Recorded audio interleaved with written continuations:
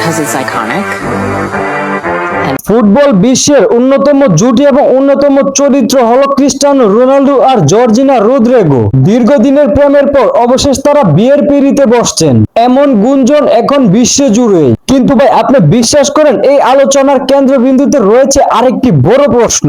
দেখুন, রোনালদোর 5 জন সন্তান বিয়ের আগেই জন্ম নেওয়া, ওই সন্তানগুলো কি আইনিভাবে বৈধতা পাবে?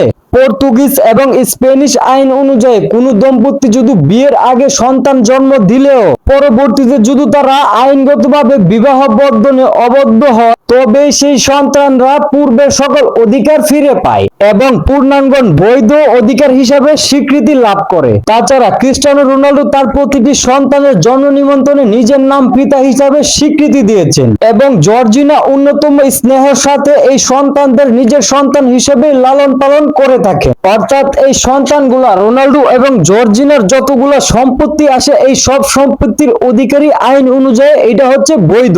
এবং সংক্ষেপে বলতে গেলে কাগজে কলমে বিয়ে হোক বা না হোক, জর্জিনা ও রোনাল্ডো এই পরিবারটি আইনের চোখে এখনো সম্পূর্ণ নিরাপদ। রোনাল্ডো এবং জর্জিনার এই জুটিটি ফুটবল বিশ্বের সব থেকে আইকনিক একটি পরিবার। কমেন্ট করে জানান আপনার মতামত। আর এমন সব তথ্যের জন্য আমার চ্যানেলটি সাবস্ক্রাইব করতে ভুলবেন না, আর ফেসবুক থেকে হলে ফলো করে দিবেন। ধন্যবাদ।